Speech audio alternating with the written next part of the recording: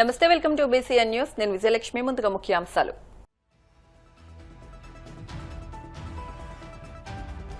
నియోజకవర్గాల పునర్విభజన అంశంలో ప్రజా ప్రయోజనమే లక్ష్యంగా ప్రజా ప్రతినిధులు ముందుకు వెళ్లాలి. డిప్యూటీ సీఎం పవన్ కళ్యాణ్ స్పష్టీకరణ. కుప్పం నియోజకవర్గంలో NTR trust managing trustee Nara Bhuvaneswari పర్యటన. అభివృద్ధి సంక్షేమం రెండు కళ్లుగా సీఎం చంద్రబాబు పాలన సాగిస్తున్నారని వెల్లడి. 24 నెలల్లో రాష్ట్రం నుంచి వెళ్లిపోయిన పరిశ్రమలపై శ్వేతపత్రం ప్రకటించగలరా? కూటమి ప్రభుత్వానికి మాజీ మంత్రి గుడివాడ అమర్నాథ్ సవాల్. గ్యాస్ సరఫరాపై ప్రభుత్వం తక్షణమే శ్వేతపత్రం విడుదల చేయాలన్న కేటీఆర్. కేంద్రం వెంటనే జోక్యం చేసుకుని కొరత తీర్చాలని డిమాండ్. రాష్ట్రంలో నియోజకవర్గాల పునర్విభజన అంశంలో ప్రజా ప్రయోజనమే లక్ష్యంగా ప్రజా ప్రతినిధులు ముందుకు వెళ్లాలని జనసేన పార్టీ అధినేత ఉప ముఖ్యమంత్రి పవన్ కళ్యాణ్ స్పష్టం చేశారు. విజయవాడలో జనసేన పార్టీకి చెందిన మంత్రులు, ఎంపీలు, ఎమ్మెల్యేలు, ఎమ్మెల్సీలతో కీలక సమావేశం నిర్వహించారు. ఈ సందర్భంగా పవన్ కళ్యాణ్ మాట్లాడుతూ 2009లో చివరిసారిగా నియోజకవర్గాల పునర్విభజన జరిగినప్పుడు రాష్ట్రం, దేశంలో చోటు చేసుకున్న పరిణామాలను గుర్తు చేసుకోవాలన్నారు. నిబంధనలకు అనుగుణంగా ప్రజా ప్రయోజనమే లక్ష్యంగా సాహేతుకంగా పునర్విభజన జరిగేలా ప్రజా ప్రతినిధులు ముందుకు వెళ్లాలన్నారు. కేంద్రం తీసుకోబోయే నిర్ణయంతో అసెంబ్లీ, పార్లమెంటు స్థానాలు పెరుగుతాయని తెలిపారు. ఇప్పుడున్న నియోజకవర్గాలను 50% పెంచాలన్న కేంద్ర నిర్ణయం హర్షణీయమన్నారు.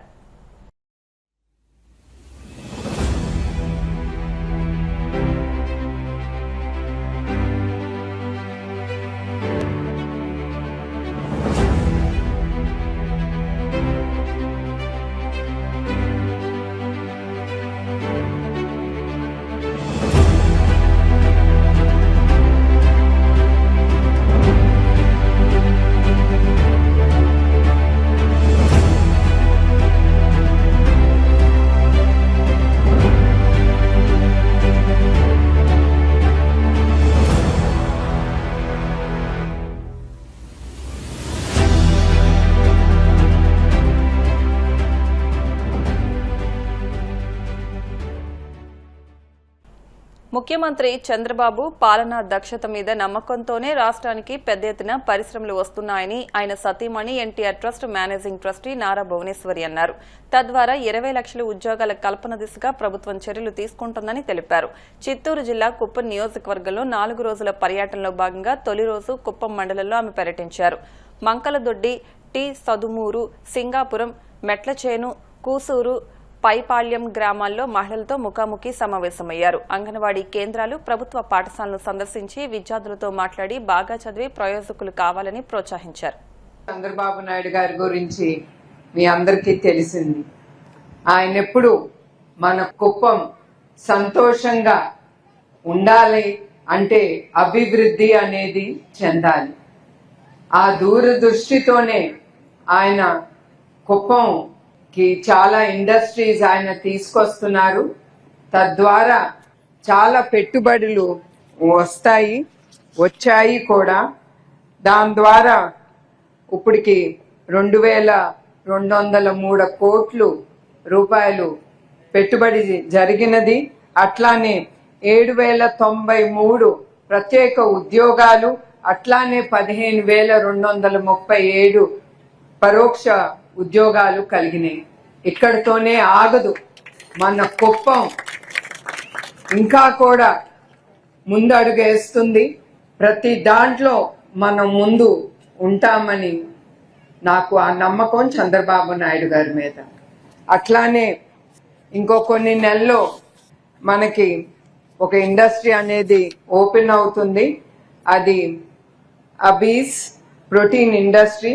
దీని ద్వారా 1000 మందికి ప్రత్యేక ఉద్యోగాలు, అట్లానే 700 మందికి పరోక్ష ఉద్యోగాలు లబ్ధి పొందుతాయి.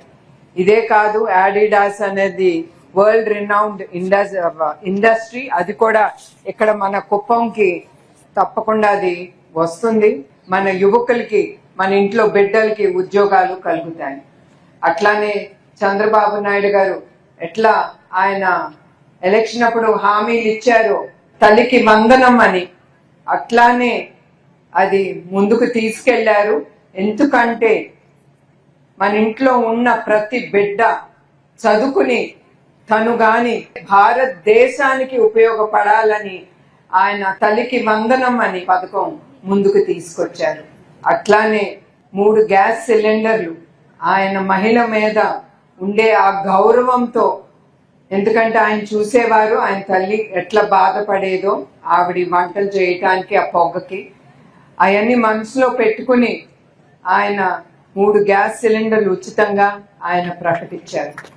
అట్లానే కాదు, ఆయన ప్రతి ఒక్కటి ఆలోచించి ఏది అవసరం, ఏ నియోజకవర్గానికి ఏది అవసరమో, ప్రజలకి ఏది ఎమ్మటే చెయ్యాలో అది ఆయన ఆలోచించి ముందుకు తీసుకెళ్తున్నారు. చూడపోయినా కూడా ఆయన మీద ఉండే నమ్మకంతో మీరేసిన ఓటు వృధా పోలేదు.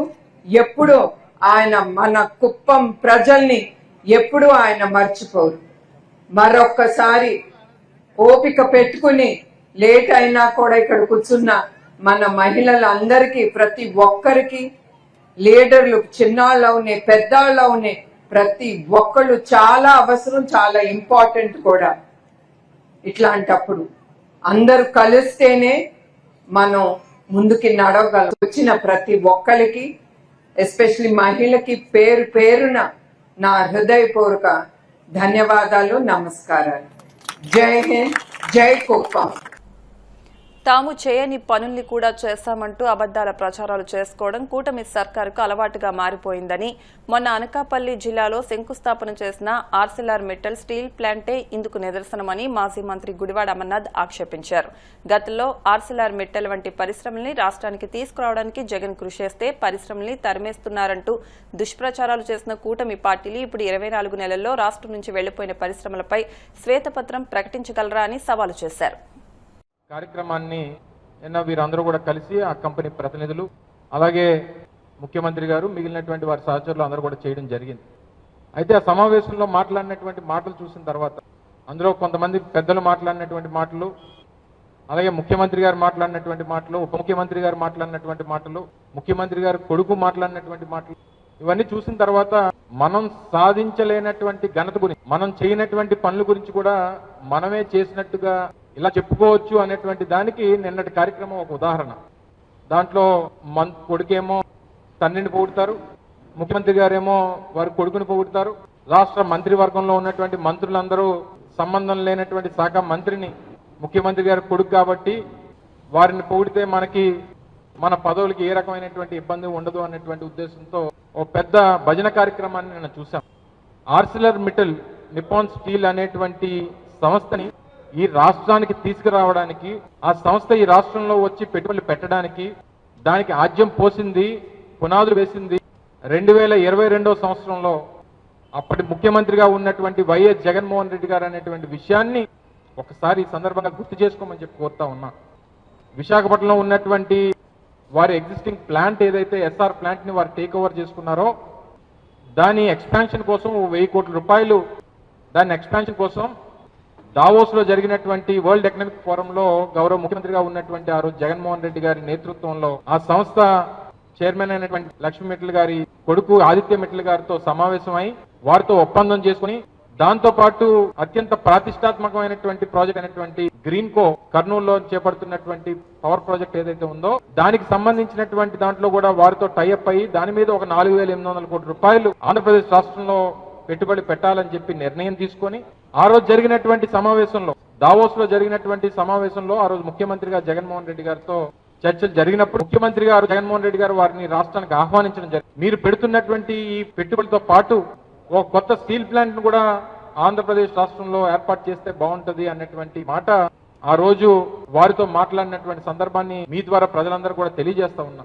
ఆ రోజు సంబంధించినటువంటి శాఖ మంత్రిగా ఉన్న ఆ రోజు చీఫ్ సెక్రటరీ గారు ఆ సమావేశంలో ఉన్నారు. ముఖ్యమంత్రి గారు, ఆ కంపెనీ యాజమాన్యం, నేను, అలాగే రాష్ట్ర ప్రభుత్వ చీఫ్ సెక్రటరీ గారు నలుగురు సమావేశంలో ఉన్నాం. వారు ఆ రోజు కోరడం జరిగింది, మాకు సముద్ర తీరం వెంబడి ఆంధ్రప్రదేశ్ మీరు 970 కిలోమీటర్ల సముద్ర తీరం ఉందని చెప్తున్నారు కదా, సముద్ర తీరం వెంబడి మాకు ఒక 3000 నుంచి 4000 ఎకరాలు మీరు కేటాయిస్తే తప్పకుండా మేము ప్లాన్ ని స్థాపిస్తామని చెప్పి ఆ రోజు ఆ యాజమాన్యం ముఖ్యమంత్రిగా ఉన్నటువంటి జగన్మోహన్ రెడ్డి గారితో చెప్పడం జరిగింది. ఆ సమావేశంలో భాగంగానే ఆ రోజు చీఫ్ సెక్రటరీ గారికి నాకు కూడా అప్పచెప్పి కంపెనీ ప్రతినిధులు మనం తిరిగి వెళ్ళిన తర్వాత వారు విజిట్ వస్తారు.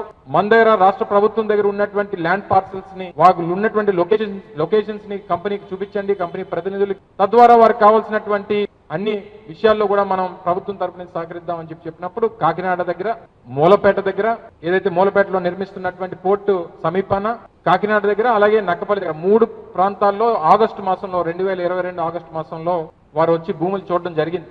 తర్వాత సబ్సిక్వెంట్ గా వారు చూసుకున్నటువంటి లొకేషన్స్, దాని మీద వారు స్టడీ చేసుకోవడం, స్ట్రాటజికల్ లొకేషన్ ఏదైతే బాగుంటుందని చెప్పి వారు మా కంపెనీకి సంబంధించినటువంటి ప్రతినిధులు వారు జరిగేటువంటి చర్చలు అన్ని అయిన తర్వాత ఆఖరిగా 2024 ఎన్నికల నోటిఫికేషన్ కి ఎన్నికలకి మధ్యలో నక్కపల్లిలో ఉన్నటువంటి భూమిని వారికి అనువుగా ఉంటది. అటు విశాఖపట్నం పోర్ట్ కానీ, గంగవరం పోర్ట్ కానీ, లేదా అటు కాకినాడ పోర్ట్ కానీ, నేషనల్ హైవే కూడా ఆనుకొని ఉంటది, సముద్ర తీరం వెంబడే ఉంటది. ఇవన్నీ కూడా వారికి అనువుగా ఉందని చెప్పి ఎన్నికల నోటిఫికేషన్ కి ఎన్నికలకి మధ్యలో వారు ప్రతినిధులు రావడం, దాన్ని కావాలని చెప్పుకోవడం, తర్వాత ప్రక్రియ ప్రభుత్వాలు మారినాయి, ప్రొసీజర్స్ నడిచిన దాని ప్రకారం ఈ రోజు నిన్న శంకుస్థాపన అయింది. వెల్ అండ్ గుడ్, అందరం కూడా దాన్ని స్వాగతిస్తాం. వైసీపీ తాడేపల్లిగూడెం నియోజకవర్గ ఇన్ఛార్జ్ వడ్డీ రఘురాం నాయుడు పుట్టినరోజు వేడుకలను ఆయన నివాసం వద్ద పార్టీ శ్రేణులు, అభిమానులు పెద్ద ఎత్తున నిర్వహించారు. అనేక సేవా కార్యక్రమాలు నిర్వహించారు. పార్టీ కార్యాలయం వద్ద పెద్ద ఎత్తున బాణాసంచా కాల్చి వేడుకలు చేశారు. ఈ సందర్భంగా వడ్డీ రఘురాం మాట్లాడుతూ తనను ఎంతగానో అభిమానిస్తున్న వైసీపీ శ్రేణులకు, అభిమానులకు ఎల్లప్పుడూ రుణపడి ఉంటానని అన్నారు.